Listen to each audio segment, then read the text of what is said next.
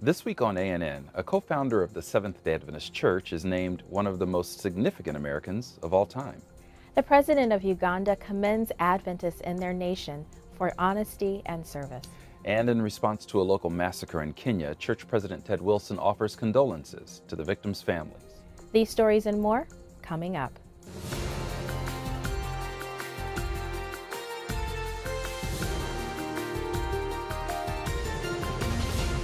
This is ANN, a service of the Seventh-day Adventist World Church. Thank you so much for joining us this week.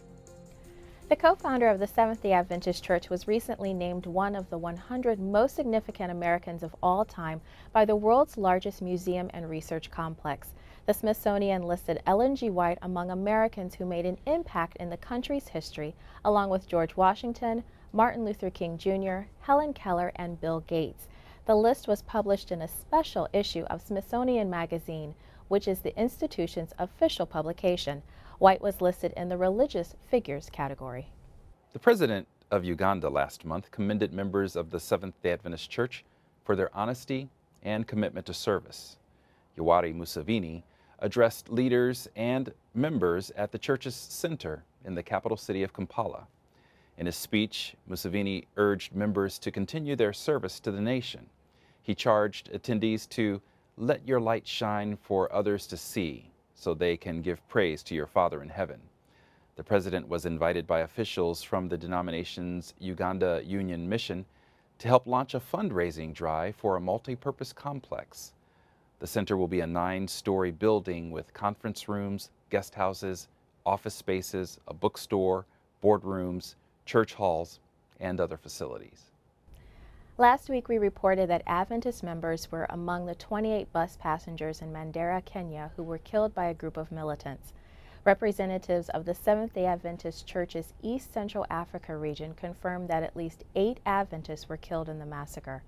According to CNS News, members of a Somalia-based militant group stopped the Nairobi-bound vehicle and questioned passengers to determine whether they were Muslims. Eyewitnesses said those who answered unsatisfactorily were taken aside and shot. Ted Wilson, president of the Seventh-day Adventist Church, issued a statement to the victims' families. He stated, quote, "On behalf of Seventh-day Adventist members around the world, we are very saddened by the terrible deaths of a number of Seventh-day Adventists that took place recently in northern Kenya. Our hearts ache for the families who have lost loved ones, including children, in the senseless and brutal killings. Despite the atrocities in this present world, there is a hope for the future when Christ will return. Through God's power, let us remain faithful to His Word and to Him." To read the full statement, visit news.adventist.org. The nation of Iraq will soon see a new Adventist church in its northern region and the official opening of an administrative office for the church's humanitarian agency. Homer Jakartan, president of the church's Middle East and North Africa Union, told the Adventist Review that construction is well underway on a building that will have a church hall, offices, and 2 apartments. Members, neighbors, and occasional refugees now congregate in a rented apartment in the city of Erbil, the capital of the Kurdistan region. There are approximately 50 members in the area, and in addition to a new church, the Adventist Development and Relief Agency has moved to register an administrative office for projects within the country. A recent report indicates that 2 out of 3 women in the Solomon Islands experience domestic abuse. The report also states that more than 1/3 of first sexual encounters for women in the nation are forced. Record in Focus shared how the Adventist Church in the region is collaborating with World Vision to address the island's gender relations. Researchers say that while religious and cultural values can hide or excuse the problem, they can also be part of the solution. World Vision's Channels of Hope program brings together faith leaders for workshops on biblical responses to tough social issues, including violence against women. Faith plays a really big part in Solomon culture, especially faith leaders are seen as influential people in most communities. We work with faith leaders and train them on Channels of Hope, basically exploring the Bible and what it says about gender relations.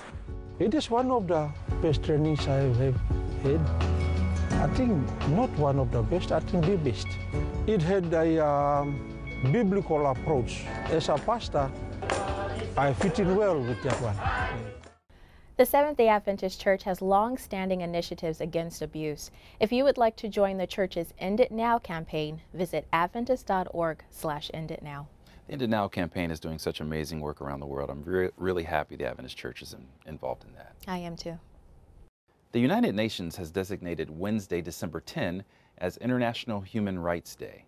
This is a time to bring attention to the UN's Universal Declaration of Human Rights as the common standard for everyone around the world. Ganoon Diop has more on how the Seventh-day Adventist Church is advocating for human rights for all people. Around the world, Adventists are active especially with the International Religious Liberty Association, creating, for example, a meeting of experts in several universities. Every year we have a major meeting to promote human rights and freedom of religion or belief, in particular in a major university. But there are other things, Liberty Dinner, for example, in the Washington area, and you have other symposiums, festivals, congresses all over the world to promote actually a culture of human rights, and in particular a culture of human dignity, including, of course, freedom of religion or belief. So we celebrate, we commemorate, and we encourage, promote, and protect human rights for all people of all faith or of people of no faith at all. Still to come, learn about a new Adventist church in the Brazilian state of Amazonas. As president of a 17 million member global church, I spend a lot of time traveling to visit our worldwide church. Unfortunately, even if I traveled every single day, I wouldn't be able to meet a fraction of our Seventh-day Adventist church family. However, I want to share some experiences about our worldwide family. This is why the General Conference Communication Department is launching a new blog called Presidential Perspectives. Now, this page will be used to share sermons, articles, photos, and videos from the Office of the President. So stop by and get to know us at perspectives.adventist.org. Welcome back, and now for more news from our global church community. Seventh-day Adventist Church President Ted Wilson recently attended the inauguration ceremony of a church in the Brazilian city of Manaus. Avista sent this report. In the northwestern region of Brazil, evangelistic efforts have made a big impact in the area. Here in Manaus, many churches have been planted as a result of public evangelism and small groups. The new church in Manaus is located right off the region's biggest highway, and it is the newest church to be built in the region. 2 years ago, this was the site of a small group, and today it is the inauguration of a Seventh-day Adventist church located in the heart of the Amazonas state. This church represents a big step in the growth of our church. This shows us how fast the Adventist church is growing in this area. This is a great location to reach many people, and it will help us in preaching the gospel here. In the big cities, we have to use all our resources so that people will understand. I'm talking about different technologies like internet, social media. All these should be tools that will help people get to know the message of salvation.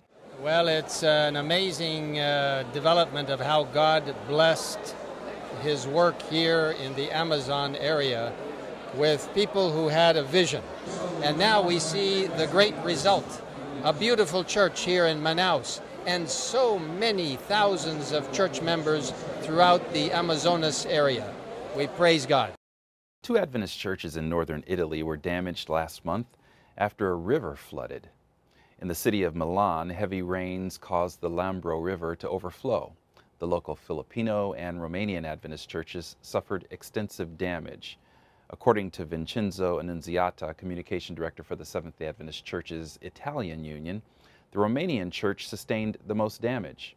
The floodwaters destroyed the church's walls, furniture, sound system, ministry resources, and heating system. Hundreds of children recently attended a conference in Côte d'Ivoire where they praised God and learned how to become future church leaders. Nearly 1,000 children from 26 Adventist churches in the nation attended the day-long event. The annual program took place at a local university in the city of Abidjan. Children led out in Sabbath school lessons and even delivered the sermon. Organizers say the highlight of the event was a concert featuring choirs from each of the represented churches. The conference was organized by the Children's Ministries Department of the church's Côte d'Ivoire region. Church members in the southernmost state of Brazil offered free services for their community in an initiative known as Day of Grace.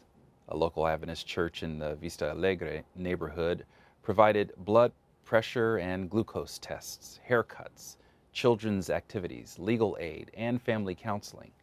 A team from Adventist Community Services also distributed free glasses of mineral water, fruit salads, and copies of the book Live with Hope. Children in southeastern India recently found a new way to share Jesus through a demonstration in their local region. 50 students from the Mary Alagula Seventh-day Adventist High School took the church's health message to its community through health lectures and banners. The homemade banners showed the dangers of drinking alcohol and smoking tobacco. School administrators told the Adventist Review that 2,000 people heard the presentations and witnessed the rally. The event was also featured in the local newspaper. The students plan to hold another rally later this month. More than 1,100 students in Madagascar now have better concentration in the classroom thanks to lunches provided by humanitarians. The food was donated by the Adventist Development and Relief Agency and Stop Hunger Now, an international agency for hunger relief. So far, the agencies have donated 20,000 lunches to give students the proper nutrition needed to stay focused during school. I know I have a hard time staying focused when I'm hungry.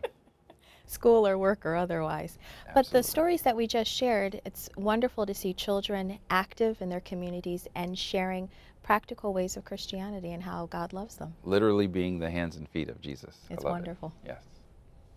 And finally in the news this week, if you're searching for a way to make a difference this Christmas, ADRA has a solution. Every year the agency offers a practical way to fund various projects around the world.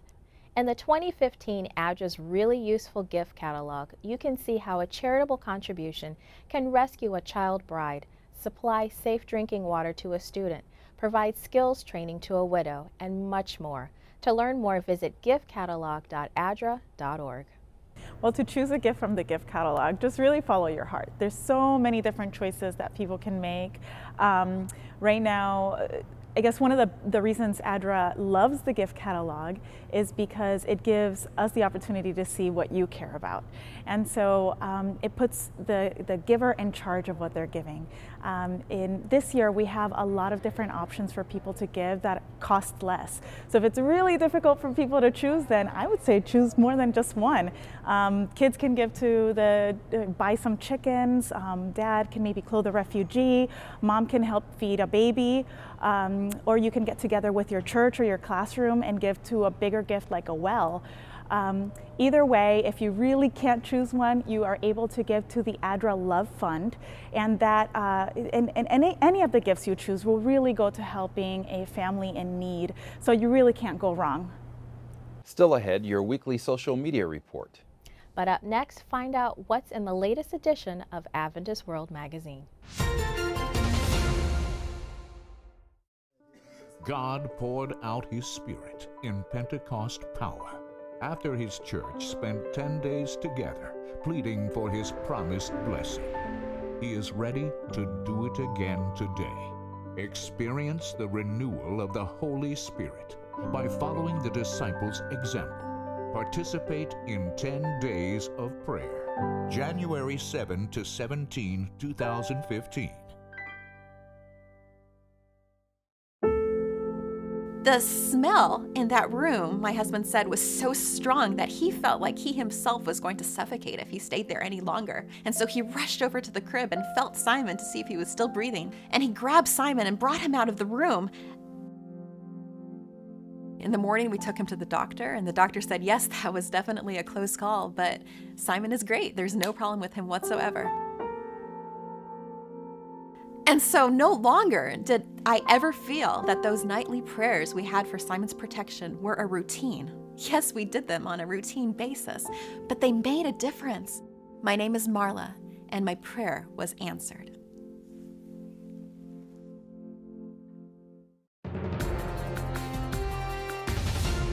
Welcome back. Steve Chavez shares a preview of Adventist World's current issue.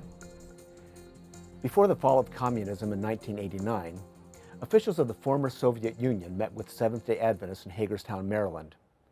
The cover article, Made in Russia, in the December Adventist World, describes the relationships that were created during that visit and how they resulted in religious literature published at the Review and Herald Publishing House being distributed in Russia.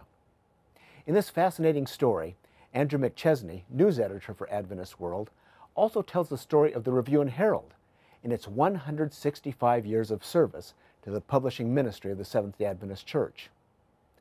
Also in this issue, we publish a photograph of Ellen White taken nearly 100 years ago, which was recently discovered in Loma Linda, California.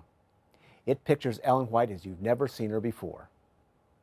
And be sure to read The Desk, a heartwarming devotional written by Olin Netteberg, a missionary doctor serving in Chad. What he experienced one day while working with his son gives us a glimpse of God's love and patience. The December issue of Adventist World also reports about what happened at the recent annual council, including reports about proposed revisions to our fundamental beliefs, worldwide growth in the Seventh-day Adventist Church, and the action about women's ordination and what it means for next year's General Conference session. Speaking of the General Conference, Linda Coe, Director of Children's Ministries, talks about how to get kids excited about church. All these features and more are available in December's Adventist World.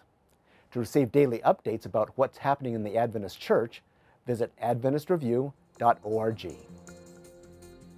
For this month's report from Adventist World Radio, Dowell Chow shares how the organization is planning to reach listeners in Bhutan. Adventist World Radio is constantly looking to serve more listeners in more languages. And some of those listeners are in countries that we just don't hear very much about. For example, Bhutan, which we possibly know is quite a closed country for outsiders and definitely for church workers. So how is AWR planning to reach listeners there with the gospel? First thing is to find a producer who can speak the local language.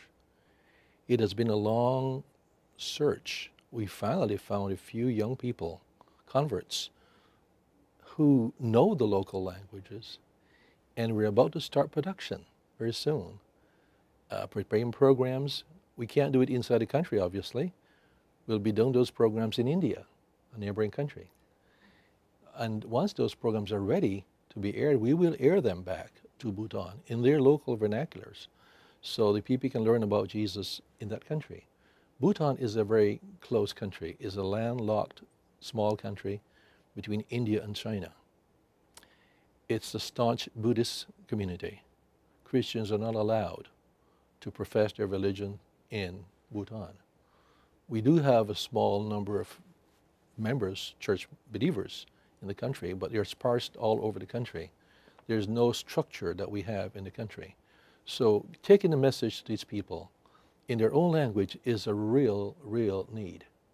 We would just ask that, our viewers can keep that country in their prayers, because it's a country of close to 1 million people that have not heard a whole lot about the gospel. And now, Angela Taipei shares highlights from Facebook and Twitter for this week's social media report. This week in social media, Peruvian Union University held their graduation ceremonies at their Lima campus in Peru. On their Facebook page, the university published information about the weekend's live stream schedule, stories of graduates, behind-the-scenes videos, pictures of events held during the weekend, including the ceremony itself, and pictures of each graduate receiving their diploma. By sharing all of this on social media, the university not only helped document this important milestone for their students, but allowed friends and family who were unable to attend to be involved in this special moment, even from far away. Remember that your organization or church can do the same thing when you hold special events. Share the experience online through pictures, videos, and stories. The North American Division Ministerial Association recently launched a new Twitter account for evangelism of the Seventh-day Adventist Church in North America at twitter.com/NAD Evangelism. Check out this promising account for inspiration and ideas about how you and your church can reach out to those around you, and for more information about the work being done in that area. This last week, they live tweeted presentations held at an evangelism council. We look forward to seeing what they have to share. And finally, if you're looking for another inspirational Facebook account to follow, check out Adventist World Magazine's page at facebook.com/Adventist World Magazine. There, they share inspirational stories and columns from the magazine, as well as 7-word proverbs. These proverbs are deep, moving thoughts shared in only 7 words. Recently, this series has been focused on thorns and growth. Make sure to visit the page this week.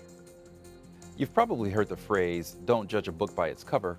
Well, for this week's Tech Corner, Andre Brink shares the features of the Gopro and proves that you can't judge a camera by its size. If you don't already have one of these in your arsenal, it may be time to get one. This small camera is called the Gopro. Designed initially as a sports action camera, users around the world have found hundreds of unique uses.